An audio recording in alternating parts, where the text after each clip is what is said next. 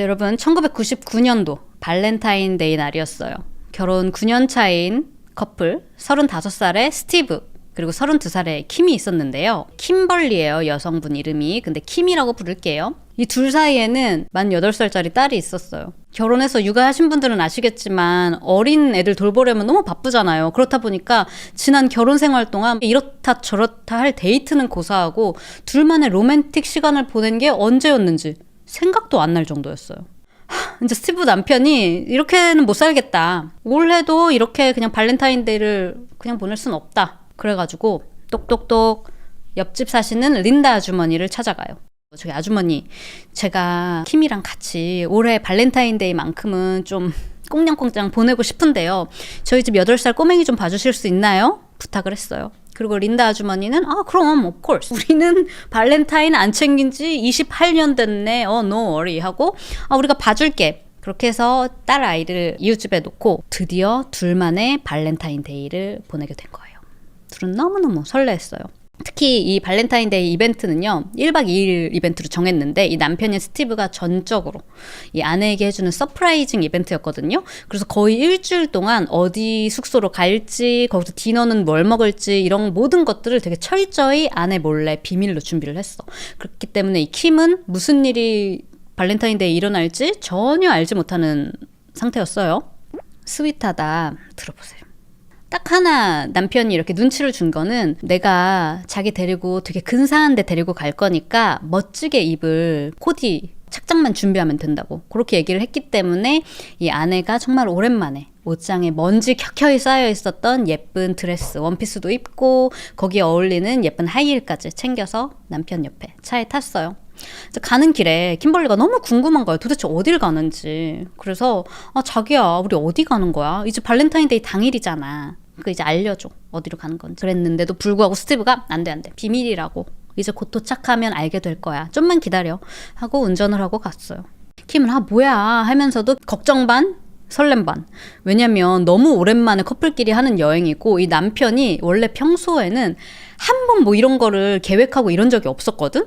그러니까 더더욱이 이렇게 오랜만에 얼마 만에 하는 이벤트인데 혹시라도 뭔가 이상한 데 예약하고 해서 뭔가 망칠까봐 또 약간 걱정이 되기도 했어요. 아무튼 그렇게 2시간가량 운전해서 도착한 곳은 메릴랜드 주의 동쪽 해안에 있는 세인트 마이클스라는 되게 귀엽고 작은 바닷가 마을이었어요. 이 커플은 이 마을을 되게 잘 알고 있었어. 왜냐면 킴네 친오빠가 이 동네에 살기도 했고 또 이 커플이 되게 친하게 지내는 또 결혼한 베프 커플이 있거든요. 이 친구들도 여기 사는 곳이라서 원래 되게 자주 놀러 왔었거든. 이 동네에 사는 친구들이 우리 동네에서 제일 예쁘고 팬시한 리조트가 하나 있다고 그렇게 얘기를 하고 했는데 스티브가 바로 거기를 예약을 한 거예요. 킴이 너무 신나가지고 자기야 이게 실화야? 진짜 여기를 예약한 거야? 막 신나서 차에 내렸어.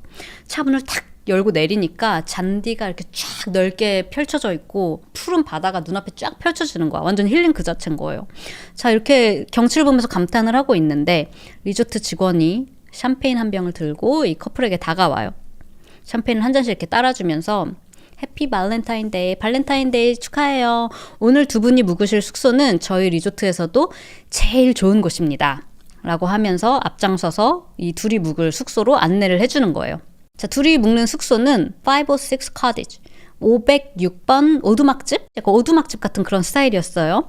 이곳은 되게 넓은 리조트예요. 그래서 숙소가 방 하나가 붙어있는 게 아니라 숙소가 다 프라이버시를 위해서 그리고 또 이제 커플들끼리 보통 오니까 로맨틱한 시간을 온전히 보내시라고 마치 개인 주택처럼 이렇게 오두막집 숙소가 하나하나 이렇게 떨어져 있는 곳이었어요. 그리고 이제 안에 들어가 보니까 너무 또 코지하고 귀여운 거야. 지금까지 너무 좋은데요? 너무 좋죠? 사진이 무섭다고 아니잖아. 흑백이라서 그래. 이게 80년대 감성이라고요. 숙소 안에 들어와 보니까 세상에 귀엽고 아늑한 벽난로도 있고 넉넉한 사이즈 침대가 2개 딱딱 있고 이 창밖 뷰는 여기 안 나왔지만 또 뷰는 오션 뷰였어요. 이보다 완벽할 수가 없는 거야. 자, 근데 제가 방금 이렇게 얘기해드렸는데 뭔가 이상하다고 생각된 거 없으세요? 맞아요. 침대가 2개. 아니 왜 부부끼리 거기 그래 왜 발렌타인데이 기념일에 2개로 했지? 그러니까 거기다가 특별한 날이잖아. 기념일에 모처럼 나온 부부 여행인데 로맨틱한 시간을 보내러 온 거 아니야? 근데 왜 침대가 2개일까? 원래 9년 살면 다 이렇게 되는 건가? 아니면 남은 방이 이것뿐이었나? 싶으실 텐데요. 아니에요. 사실은 둘이 이미 합의를 봤거든요. 여행을 가기는 가지만 잠은 따로 자기로. 털끝도 건드리지 말자 우리.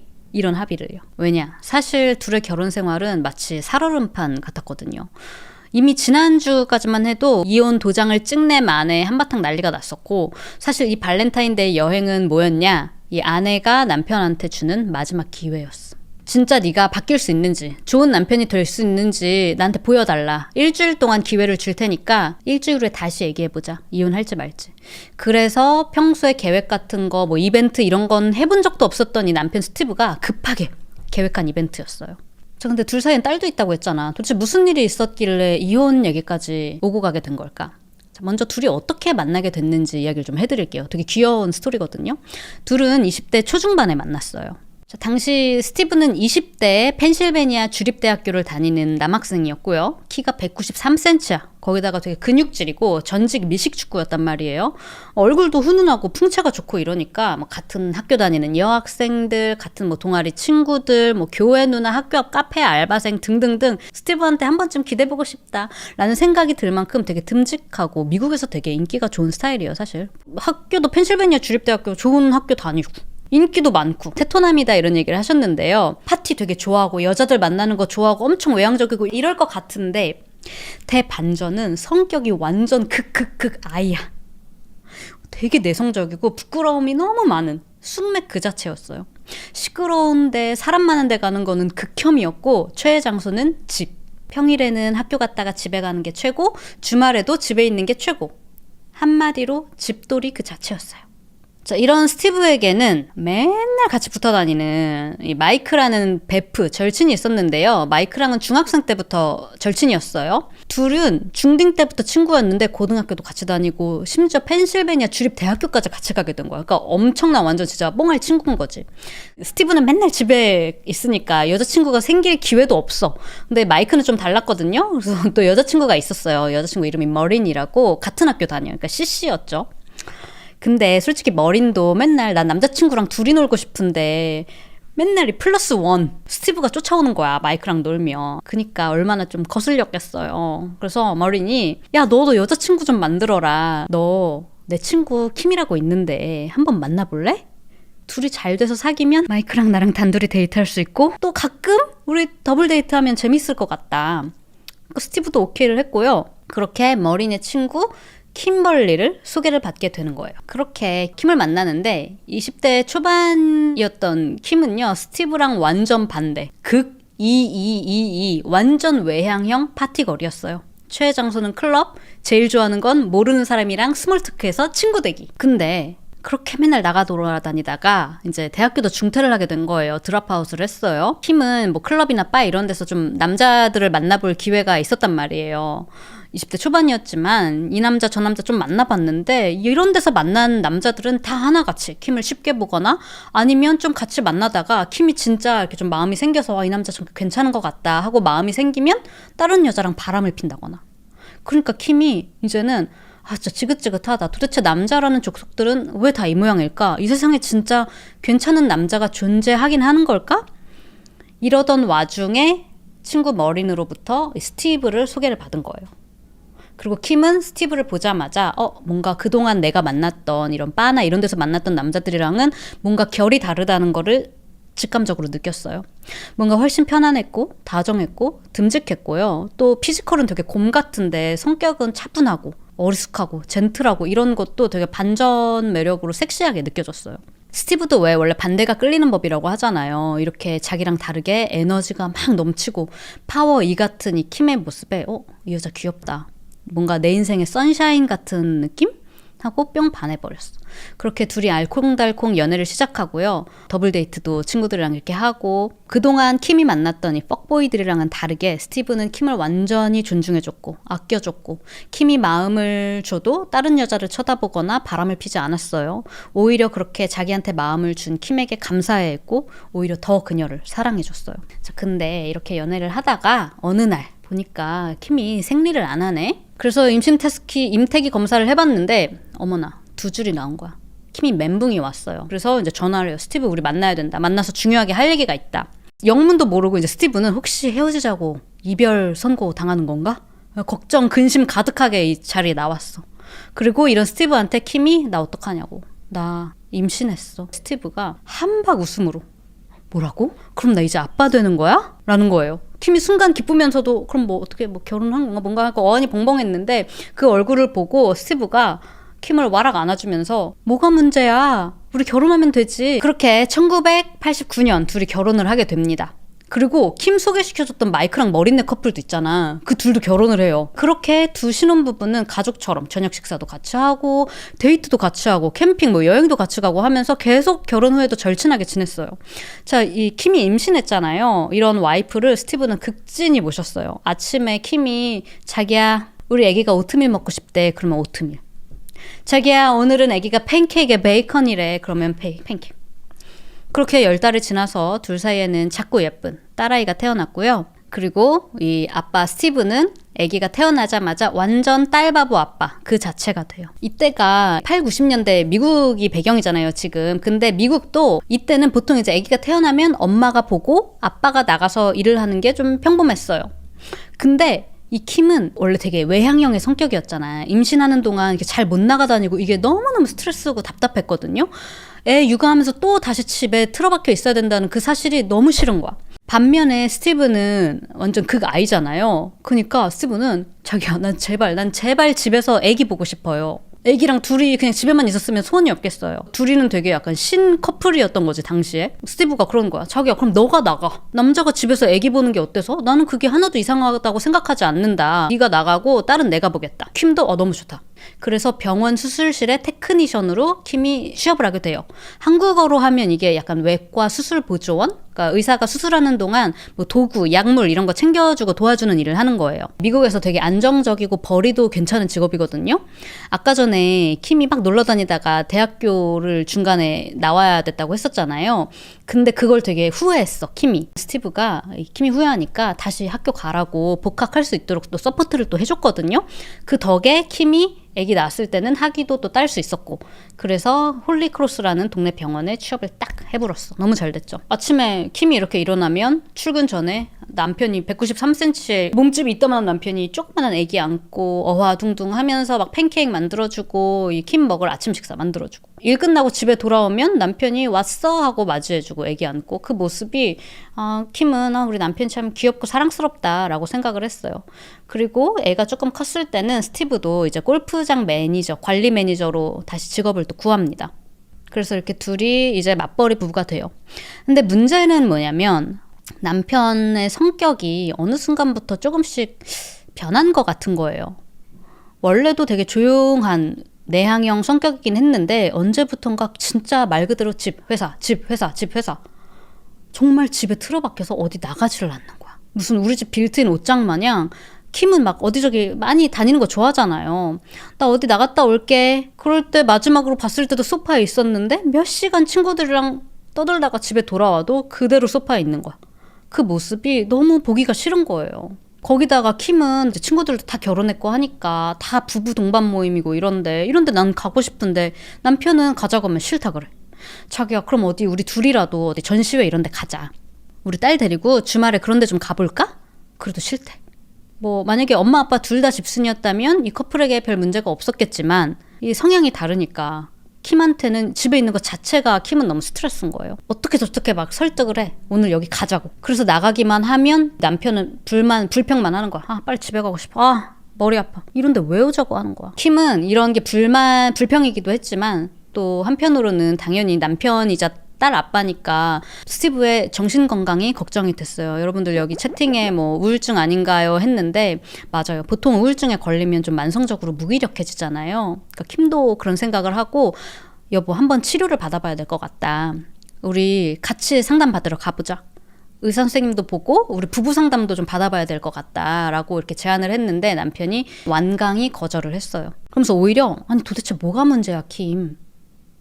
나는 그냥 너처럼 뭐 나가서 뭘 하고 싶고 먹고 싶고 그런 생각이 전혀 없는 것 뿐이야. 나는 그냥 이렇게 반복되고 집에서 이렇게 편한 일상을 느끼는 데서 나는 안정감을 느끼는 것 뿐이라고. 내가 치료가 필요한 게 아니라 너랑 나랑 우리 그냥 다른 사람인 거야. 나는 아무런 문제가 없어.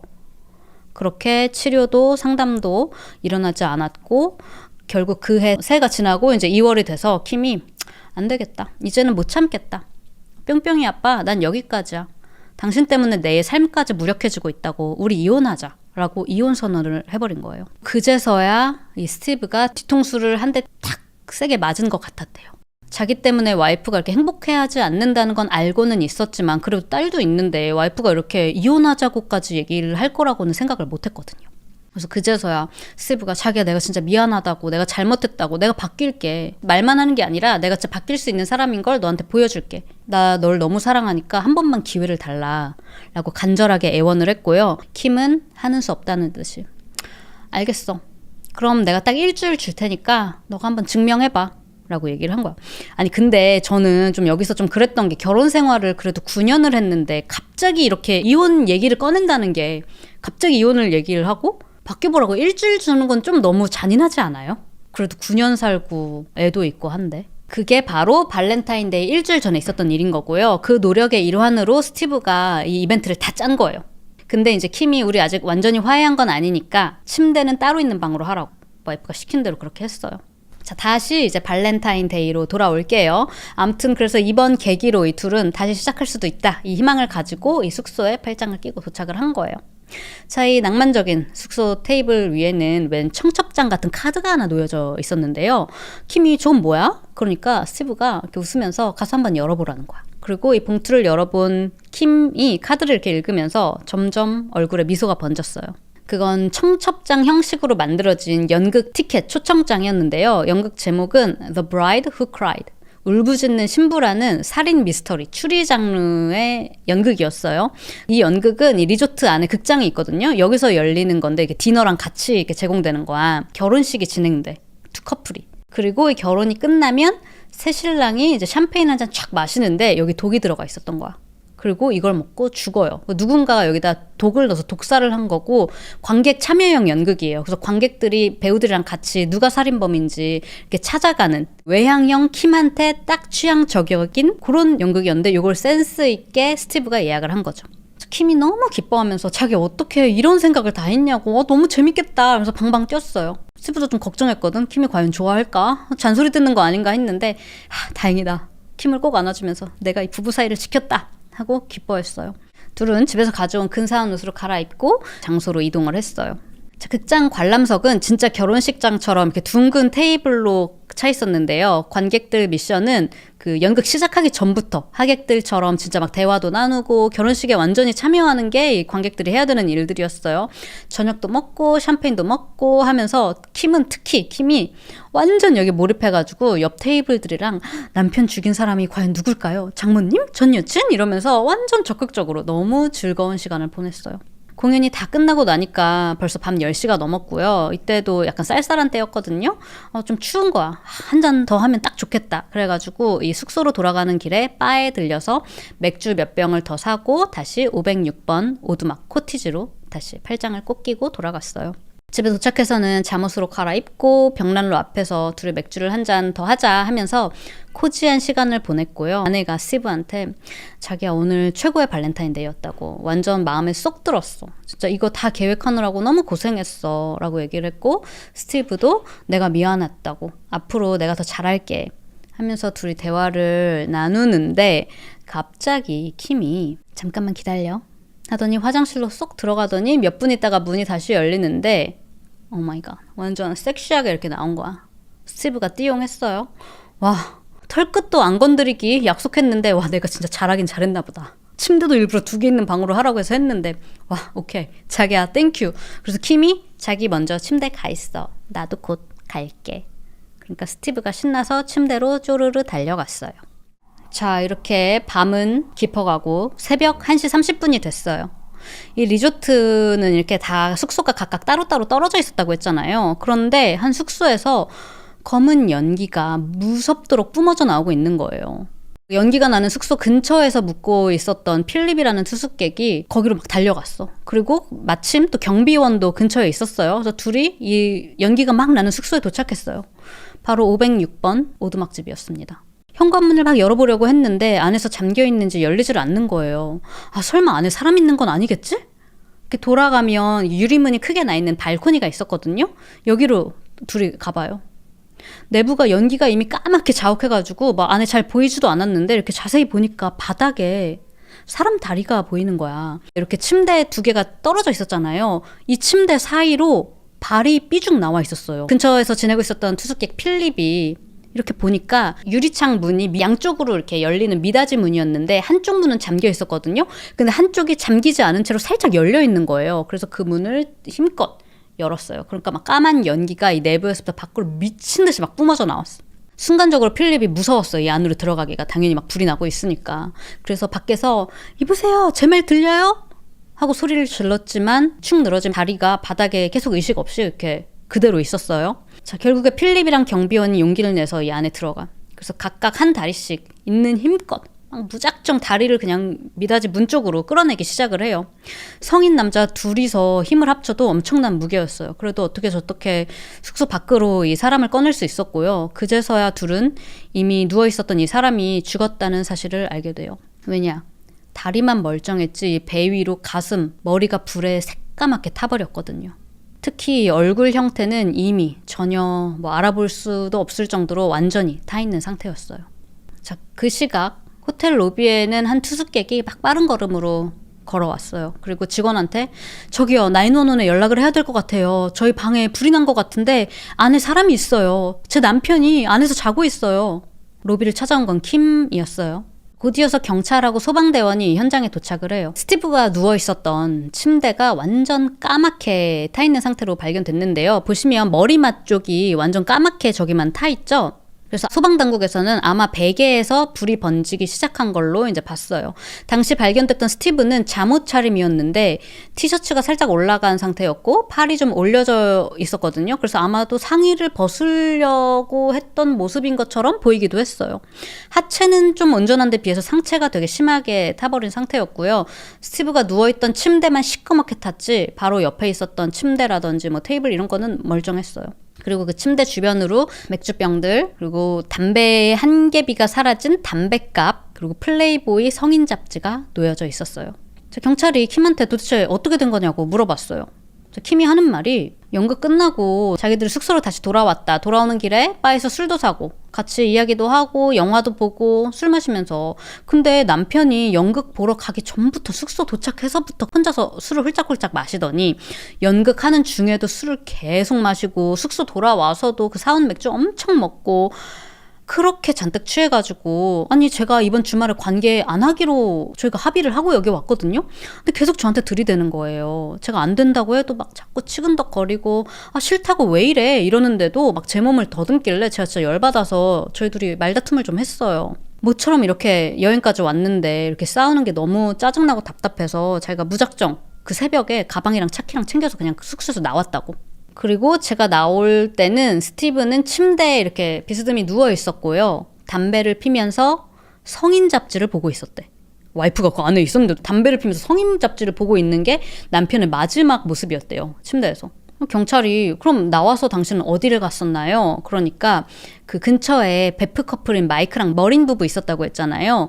그 집에 찾아가려고 했었대요. 가서 좀 속풀이라도 하려고, 열받으니까. 제가 아까도 말했지만 이 리조트에서 이 부부의 집은 차 타고 15분 정도 꽤 가까운 거리였거든요. 미국에서는 되게 가까운 거리예요. 그런데 가려고 했는데 킴이 길을 잘못 들었다는 거야. 길을 잃어서 한참을 1시간을 헤맸대.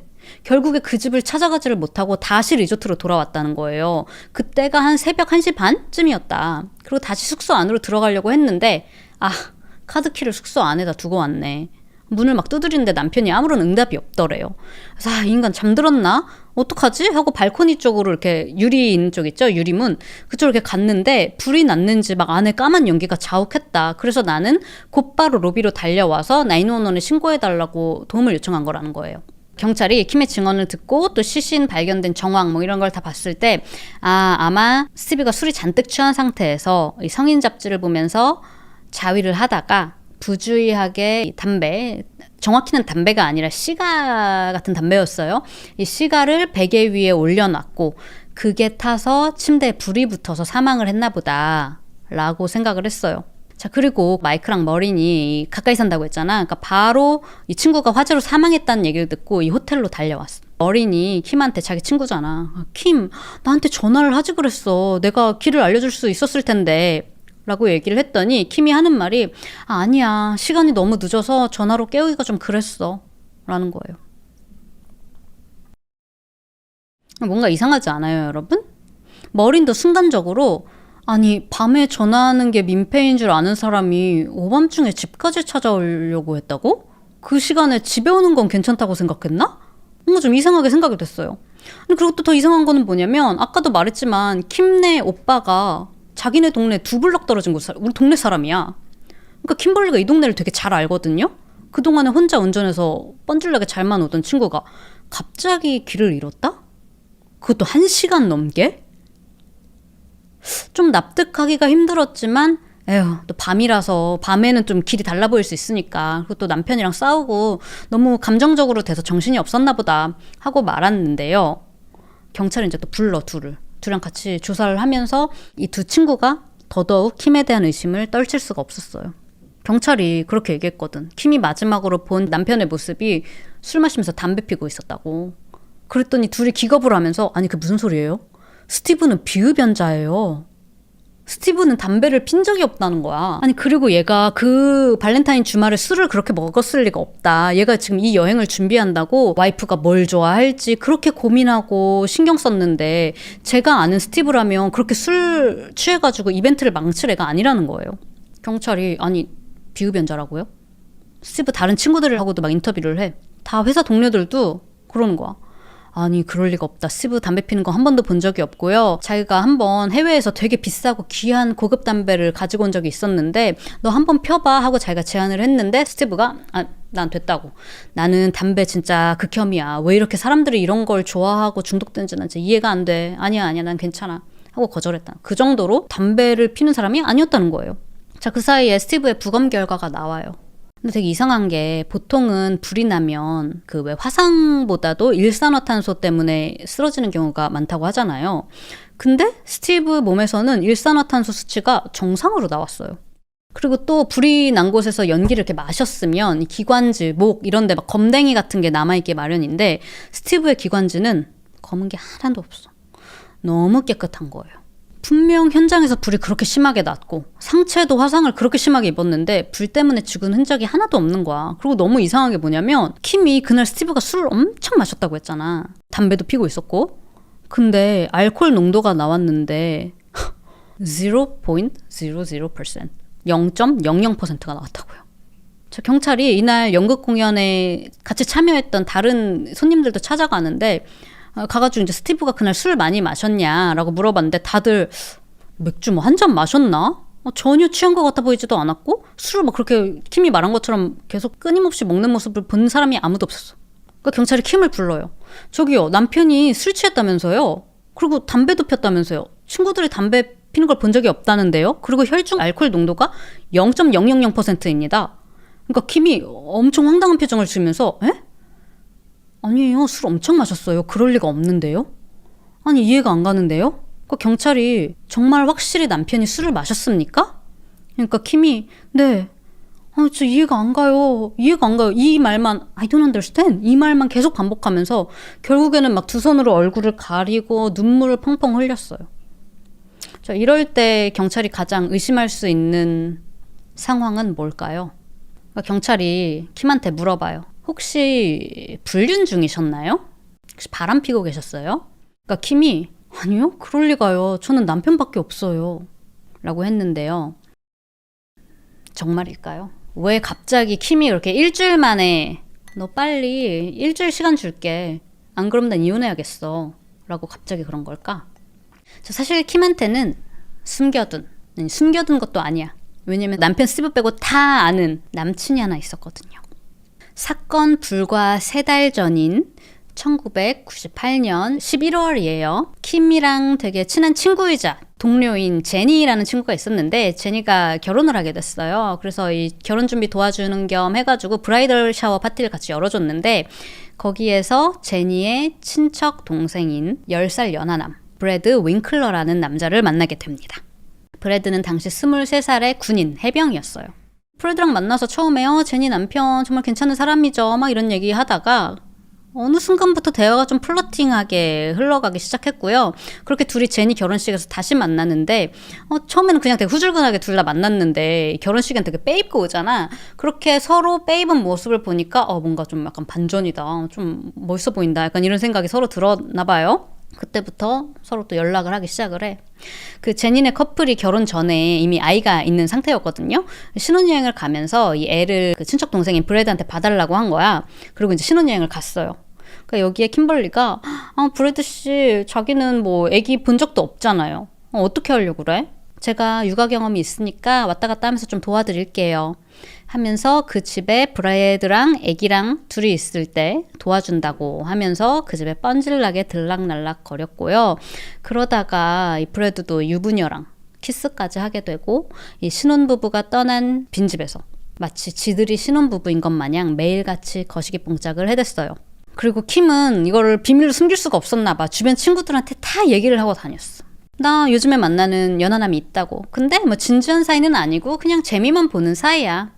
그 주변에 다 떠들고 다녔고 심지어 이 친척 누나인 제니한테도 이 얘기를 한 거예요. 그리고 이것 때문에 제니가 엄청 열받았어. 아니 당연히 나 같아도 내 친척 동생인데 직장 동료가 그것도 결혼한 동료가 내 친척 동생이랑 뒹군다고 하면 열받겠죠. 그리고 유부녀랑 뒹군 내 동생한테도 엄청 실망이 될 거고. 그러니까 제니가 막 화를 내니까 너 어떻게 이럴 수 있냐. 그러니까 킴이 오히려 제니한테 화를 내면서 야 너는 어떻게 내 친구라는 사람이 날 그렇게 비난할 수가 있냐고. 너는 네 생각만 하지? 이것 때문에 네 이미지가 네 신랑 앞에서 안 좋아질까 봐. 그래서 너 이렇게 화내는 거 아니야? 그러니까 제니가 아니 지금 그게 문제가 아니다. 너 결혼했잖아. 너 그럼 스티브는 어떡할 거야? 차라리 이혼을 하라고.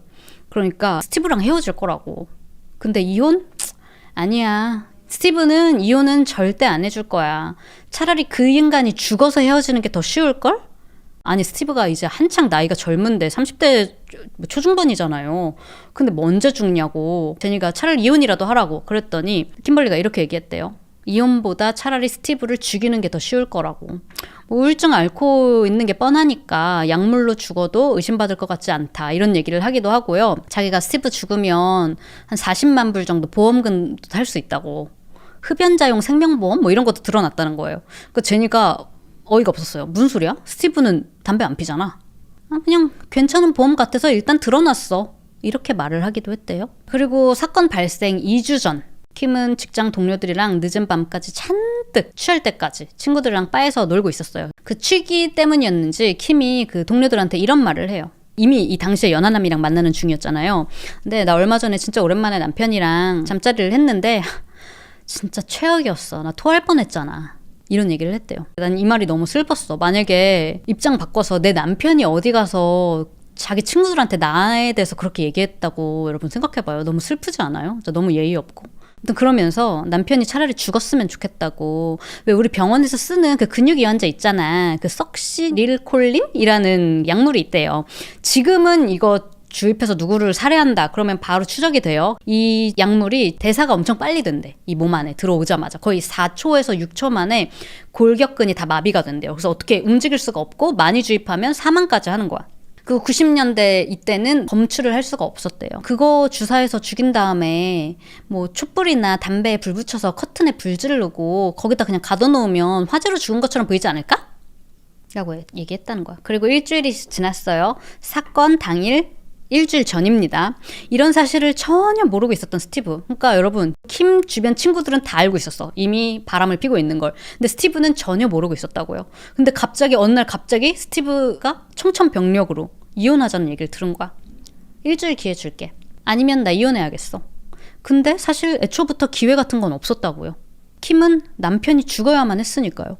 그래야지 이혼으로 싸울 일도 없고 딸 양육권도 가져올 수 있고 그리고 이혼하게 되면 양육권 내가 가지고 와도 딸을 뭐 주말에 한 번씩이라든지 아빠 보게 해줘야 되잖아. 그건 얼마나 귀찮아? 그것도 안 해도 되지. 거기에 더해서 두둑히 사망보험금 40만 달러까지 챙길 수 있지. 지금 얘기한 건 제가 생각한 게 아니라 이거 다 킴이 친구들한테 이렇게 얘기한 거예요. 그래서 남편이 죽어야만 한다고. 맞아요. 소연님, 일주일 안에 너 좀 죽어줘야겠어 라는 말이었네. 맞아요. 딱 진짜 그 말이었죠.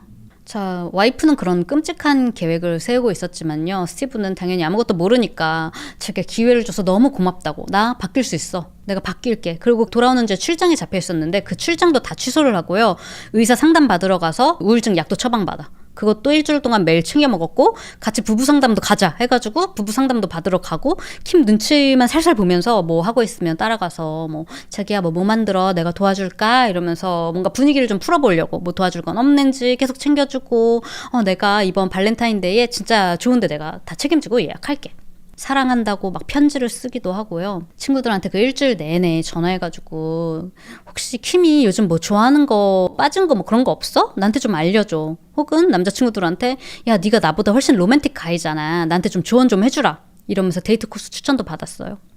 경찰이 발견한 당시 스티브 일기장이 있는데요. 아까 그래서 왜 스티브가 왜 이렇게 놀랍게 느껴졌는지 그전에는 킴이 이혼에 대한 언급을 하지 않았던 거 이런 게 이제 일기장에 있었던 거예요. 일기장 내용 중에는 이렇게 또 써 있었어요. 킴은 내가 자기를 얼마나 깊게 사랑하는지 모르는 것 같다. 나는 정말 킴을 진심으로 사랑한다. 결혼을 바로잡을 기회를 얻지 못할까 봐 너무 두렵다. 이게 다 내 우울증 때문이다. 이렇게 남편이 일주일 동안 노력했지만 킴은 시큰둥했어요. 실제로는 남편이랑 다시 잘해볼 생각이 요만큼은 없었으니까요. 그리고 이때 그 일주일 동안 또 친구들 만나가지고 저 남편 때문에 귀찮아 죽겠다고 요즘에 또 무슨 바람이 들었는지 무슨 개처럼 집에서 졸졸 날 따라다닌다 이렇게 말을 하기도 했대요. 발렌타인데이 하루 전날이에요. 남편 살해하기 하루 전날. 그동안 친구들한테는 그 연하남이랑 그렇게 뭐 별 사이는 아니야. 재미만 보는 거야. 인조이 하는 거지. 그렇게 말했잖아요. 근데 속마음은 좀 달랐나 봐. 경찰이 불륜남 브래드 얘네 집도 찾아가거든요. 보니까 이 브래드 마음에 없다더니 뻔질나게 러브레터를 써서 준 거예요. 사랑한다 그러면서. 그리고 발렌타인데이 하루 전날 남편 살인하기 하루 전날에도 이 브래드 집에 들렀어. 심지어 브래드는 이 집에 없었다고 출장 가서. 근데 여기에 들러서 선물하고 발렌타인데이 편지까지 남기고 간 거예요. 이 편지에는 이렇게 써 있었어요.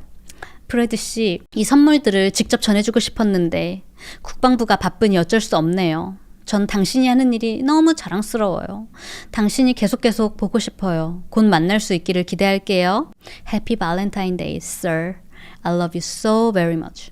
사랑과 키스를 담아 사랑해요. 키미. 친구들을 조사하면서 경찰도 이 불륜 사실을 알게 됐고 이 연하남 브래드도 연루가 됐을 수 있잖아요. 그러니까 브래드도 찾아갔어요. 그러니까 브래드가 되게 황당하다는 듯이 아니 그게 무슨 소리냐. 아니에요. 저희는 그냥 인조이 사이였어요. 장기적으로 만날 계획도 없었고 처음부터 우리는 그렇게 서로 뭐 같이 살고 이런 사이는 아니라고 명확하게 나는 선을 그었다. 그녀도 동의를 했기 때문에 난 만난 거라고. 나는 남편을 살해하고 뭐 이럴 생각이 전혀 없었다. 앞으로 쭉 만날 생각도 전 없었어요. 하는 거예요. 근데 나는 브래드도 좀 그런 게 보면 킴만 편지를 쓴 게 아니야. 지도 킴한테 편지를 썼고 뭐 이 편지에 자기도 사랑한다고 얘기를 했는지 안 했는지 뭐 이거는 모르겠어요. 알려지지 않아서.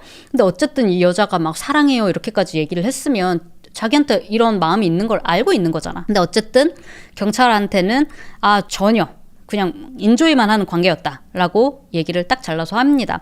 그리고 실제로 브래드는 이 사건 당일하고 전후로 군대 출장에 가 있어서 이 확실한 알리바이가 있었어요. 자, 그렇게 결국 경찰의 관심은 다시 킴벌리 이 한 명에게로 돌아오게 돼요. 화재의 원인이라고 보였던 그리고 킴벌리가 그렇게 흘려서 말했잖아요. 담배를 피고 있었다. 그래서 경찰도 처음에 그렇게 생각한 거였잖아요. 그래서 이 담배부터 추적을 해보자. 이 담배는요 그냥 일반 담배가 아니라 백우즈라는 꽤 특이한 브랜드의 시가였어요. 그래서 이걸 어디서 팔까 싶어서 이 스티브랑 킴이 살았던 동네 있잖아요. 여기에 근처 편의점 26곳을 다 돌아다녔대요. 그리고 마침내 이 시가를 파는 편의점 한 곳을 찾습니다.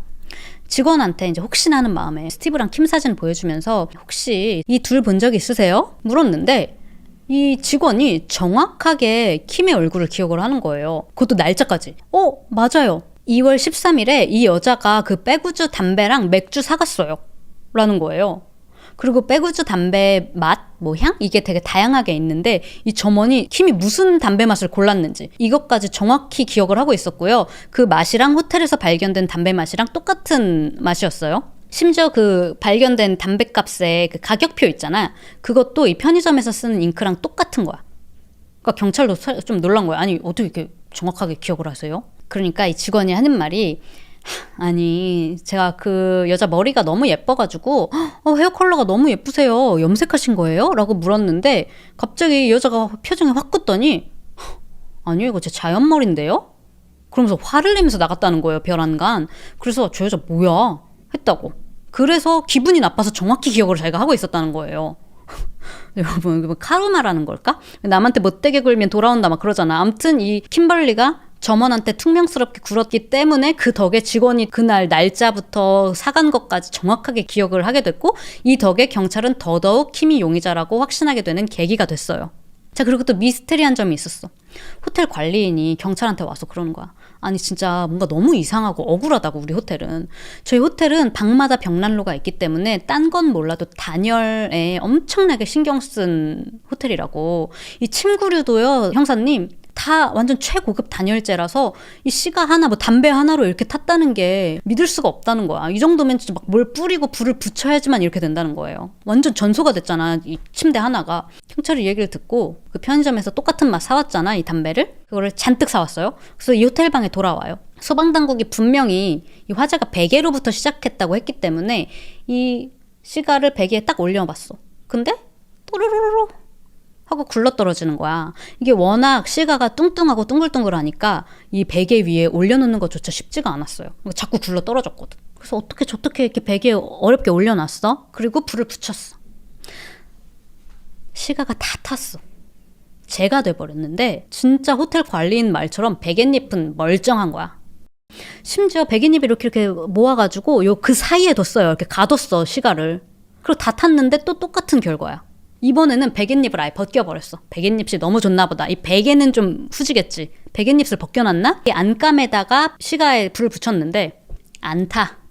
담뱃값에 시가가 하나만 없어져 있었잖아. 근데 경찰이 2개, 3개를 놓고 한 번에 불을 붙였는데 그래도 베개는 약간 그릇만 있지 전혀 불에 붙지를 않았어요. 담배로 불 내기가 의외로 되게 힘들다고. 그런가 봐요. 전 생각도 못 해봤어요. 근데 진짜 생각해보면 시가가 되게 뚱뚱하니까 베개도 둥그렇잖아. 그러니까 아마 올려놓는 것조차 이렇게 쉽지 않았을 거야. 자, 아무튼 경찰이 킴벌리를 다시 불러요. 남편한테 혈중 알코올 제로만 나온 게 끝이 아니라 당신이 그 시가를 샀다는데요. 남편분 비흡연자라는데요. 그리고 불륜 안 하신다면서요. 브래드 씨랑 아는 사이 아니십니까? 저희가 브래드도 다 조사를 했는데요. 그때까지도 저 이해가 진짜 안 돼요. 그냥 울기만 하던 킴이 브래드 이름, 그 연하남 이름이 나오자마자 갑자기 모든 걸 체념하듯이 형사님, 제가 솔직히 말하면 저 오늘 밤 딸 얼굴이라도 좀 볼 수 있을까요? 경찰이 그렇게 해드릴게요. 솔직히 말해보세요. 라고 하니까 그새 킴이 마음이 바뀌었어. 아니요 형사님, 저 묵비권 행사하겠습니다. 저 변호사 필요할 것 같아요. 변호사 좀 불러주세요. 하고 변호사를 요청해요. 그리고 다음날 변호사랑 정식 조사를 할 예정이었는데 경찰이 이제 구치소에 킴벌리를 보내는 대신에 경찰서 근처에 친구들 밀러 커플 있잖아요. 밀러가 근처에 살고 있었거든요. 그러니까 이 집에서 하루 지내고 내일 다시 변호사랑 같이 경찰서로 오셔라 라고 이야기를 했단 말이에요. 그래서 이 킴벌리가 오늘 조사가 끝나고 마이크랑 밀러 집에 갔어. 이날 밤에 킴이 나 화장실 좀 갔다 올게 하고 들어갔는데 나오질 않는 거야. 그러니까 친구 밀러가 너무 걱정이 됐어요. 막 문을 두드리는데 안에서 응답이 없어. 킴 괜찮은 거 맞아? 하고 문을 억지로 열고 들어갔어. 근데 킴이 욕조 안에 주저앉아서는 완전 제정신이 아닌 상태로 막 말도 막 무슨 말 하는지도 못 알아듣겠는 거예요. 그 보니까 킴 옆에 그 자낙스라는 항불안제 약이 있는데 이거 많이 복용하면 위험하잖아요. 근데 그 약통이 또르르 빈 상태로 놓여져 있는 거예요. 오마이갓, 내 친구가 자살 시도까지 했구나. 친구가 곧바로 응급실로 킴을 데려가는데요. 검사 결과 킴은 멀쩡한 상태였어요. 독성 검사를 했는데 실제로 복용한 약은 자낙스가 아니었고 많이 먹어도 별 문제가 없는 다른 양 소량만 검출이 됐대요. 믿을 수가 없었어요. 아니요, 방금까지만 해도 제대로 말도 못했는데 내 친구가 제대로 검사를 해달라. 근데 간호사가 걱정하지 마세요 밀러씨, 친구분은 아스피린 한 병 먹은 것보다도 덜 위험한 상태다. 괜찮다고. 그러면 그 빈 약통은 뭐였을까? 경찰은 아마도 자낙스 병에 있었던 약을 다른 약통에 넣고 진짜 자낙스 먹은 것처럼 그런 소동을 그냥 연출을 하려고 그랬던 것 같다라고 보고 있는데요. 도대체 왜 이러는 걸까? 왜 그러는 거야? 이런 행동은 왜 하는 걸까? 검찰이 봤을 때 정황상 사건을 재구성해 봤을 때 이 와이프가 스티브를 성적으로 유혹을 했고 스티브가 오늘 부부관계 하나보다 해서 방심하고 이렇게 티셔츠를 올리고 있을 때 순간적으로 와이프가 스티브 목에 근육이완제 주사를 꽂았을 거라고. 그리고 아마도 이 남편은 마지막으로 본 게 자기 딸의 엄마이자 9년간 함께 산 자기 와이프가 자기 목에 주사기를 꽂고 약물을 넣고 있는 그 모습을 마지막으로 봤을 거라고. 아까 전에 말씀드렸듯이 근육 이완제는 거의 4초 만에 근육을 다 이완시킨다고 했잖아요. 곧바로. 그래서 와이프가 자기 몸에 불을 붙이는 동안에도 아무것도 하지 못했을 거라고 사건을 재구성했습니다. 그래서 아마 휘발성 무언가를 뿌리고 그 위에 불을 붙였을 거라고 봤어요. 자, 결국 재판이 열리고요. 법정에서는 킴벌리를 잔인하고 음흉하다, 이 말로도 다 표현할 수가 없는 위험한 인간이다 라고 이야기를 했고요. 그렇게 킴벌리는 1993년 3월 살인죄로 종신형, 여기에 더해서 방화죄로 30년형을 선고받았습니다. 이후에 킴은 재판이 불공정했다 그러면서 여러 번 항소와 재심을 시도했지만요. 법원은 모두 기각했어요. 그렇게 끝까지 아니라고 하더니 나중에는 수감되어 있는 중에 친구한테 전화해서 자기가 죽인 거 맞다고 자백했대요. 방화죄로 30년이고요. 살인죄로는 종신형 받았어요. 두 가지 형을 다 한꺼번에 받은 거예요. 자, 이 킴이 얼마나 억울했는지 좀 최근이에요. 2016년에는 킴이 워싱턴 포스트에 글을 하나 기고를 하는데요. 지금 메릴랜드 주 교도소에 수감되어 있는데 여기 교도소에 새 규정이 생겼대. 면회 중에는 이제 수감자랑 방문객이랑 이제 신체 접촉이 완전히 금지된다고. 근데 킴 딸이 있었잖아요. 이 딸이 이제 아이도 낳고 정기적으로 손녀를 데리고 이렇게 면회를 온 거예요. 근데 이 손녀를 안아볼 수가 없는 거야. 어쨌든 애기지만 애기도 방문객이니까 신체 접촉이 이제 안 되잖아. 이게 너무 불만이었나 봐. 이 워싱턴 포스트에 우리 딸이 무려 3시간 자기 손녀를 데리고 3시간 운전해서 여기 교도소까지 왔는데 이 새로 생긴 규정 때문에 이 손녀를 안을 수가 없었다. 손녀가 이렇게 할머니 이러고 손을 내밀어도 안 돼 하고 피해야만 됐다고. 그러면서 대부분의 사람들은 수감자들에게 동정을 느끼지 않는다는 걸 알고 있습니다. 네, 우리는 범죄를 저질렀고 유죄 판결을 받았으며 마땅한 처벌을 받고 있습니다. 하지만 우리는 여전히 여성이고 여전히 어머니입니다. 우리 아이들과 손주들만이라도 안게 해주세요. 그들은 어떤 범죄도 저지르지 않았습니다. 라고 글을 기고를 했어요. 그렇지, 너의 딸과 손녀는 아무 죄를 저지르지 않았지. 근데 너가 범죄를 저질렀잖아. 도대체 뭐 멘탈 머리 상태가 어디로 가는 걸까? 또 같은 해 7월 바이스라는 또 언론이 있는데 이 매체에 기고한 글에는 이렇게 썼어요. 또 불만을 막 기고를 했어. 제 지인이 성경책 좀 읽어보라고 저에게 성경책을 보내줬습니다. 그리고 제가 읽었으면 하는 그 부분에 친구가 리본 책갈피를 끼워서 보냈죠. 하지만 제가 받았을 때 그 리본 책갈피는 이미 검열돼서 잘려져 있었어요. 그 교도소에서 자른 리본이 6인치였대요. 6인치면 15.2cm거든요. 당연히 그렇겠죠. 이 교도소에서는 이 12cm짜리 천조각이 활개치게 가만히 둘 수가 없었겠죠. 이게 불만이었대. 이렇게 조롱하면서 거기다가 제가 왕좌의 게임 책을 너무나 읽고 싶었는데 이 교도소가 그놈의 규정 때문에 안 된다면서 이 책을 받지도 못하게 했어요. 그 규정이 뭔지 아세요? 바로 지도는 밀수품이라는 거예요. 이 왕좌의 게임 책 보신 분들 계시나요? 혹은 TV로 보신 분들도 중간에 지도 나오죠? 웨스테로스 그 가상 왕좌의 게임 지역들이 나오는 지도가 이렇게 쫙 나오거든? 책에도 나오거든? 웨스테로스는 가상의 나라예요, 왕좌의 게임. 근데 그게 지도는 아예 밀수품이라서 안 되니까 이 교도에서 못 받게 했다는 거야. 그러면서 참나 덕분에 제가 웨스테로스로 탈출할 일은 없겠네요 하면서 이렇게 약간 sarcastic하게 글을 했다고 합니다.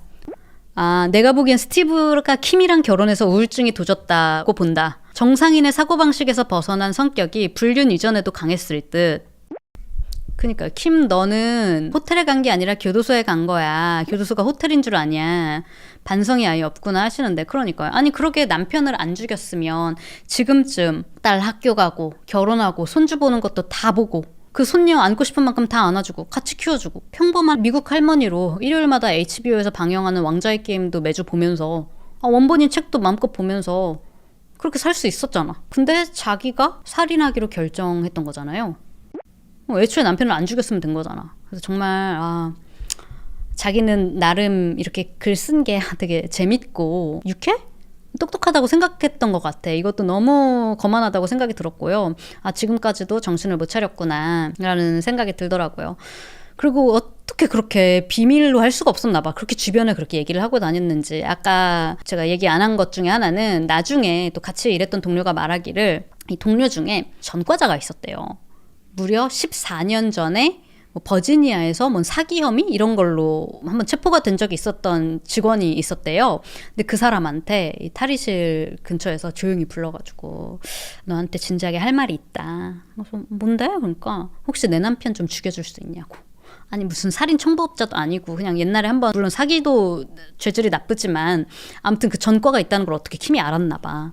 그러니까 청부살인을 그 직원한테 의뢰했다는 거예요. 그러니까 이 직원은 뭐야 장난인 줄 알고 뭐야 그랬대요. 그냥 웃었는데 킴을 보니까 얼굴이 완전 심각하더래.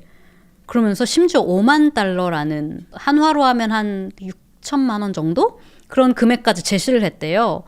그러니까 이 친구가 약간 지금 농담하는 건가 진담인가 약간 아리까리 괜히 좀 이 분위기가 너무 이상하니까 자기는 분위기 전환차 농담으로 야 무슨 청부업자를 고용을 해. 너 수술실에서 일하잖아. 차라리 거기서 쓰는 약물 가지고 네가 죽이면 되겠다.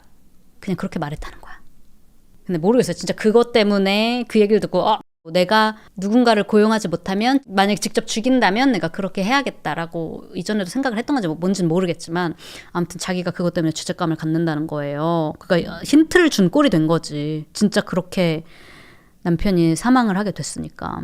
그리고 아까 남편 시신을 옆에 오두막집에서 묵고 있었던 수수께끼랑 관리인이 이렇게 끌어왔다고 했잖아요. 킴벌리가 그때 남편 얼굴 좀 보게 해달라 그랬대. 남편 얼굴 다 타버렸잖아. 근데 어떻게 된 상태인지 모르잖아. 그러니까 사람들이 막 아니요 오지 마세요 이랬는데 아니요 저는 남편인지 좀 봐야겠어요 이러면서 남편 시신을 막 그렇게 봐야겠다고 하고 봤다는 거야. 그렇게 해서 직접 눈으로 이렇게 확인을 했대요. 이것도 아마 경찰에서는 자기가 이 얼굴이나 목 쪽에 주사 바늘을 찔렀기 때문에 잘 탄 게 맞는지 바늘 자국 없이 다 잘 탄 거 맞는지 확인하려고 그렇게 기어이 봐야겠다고 했고 머리 쪽에서 불이 발생했잖아요. 베갯잎 쪽에서.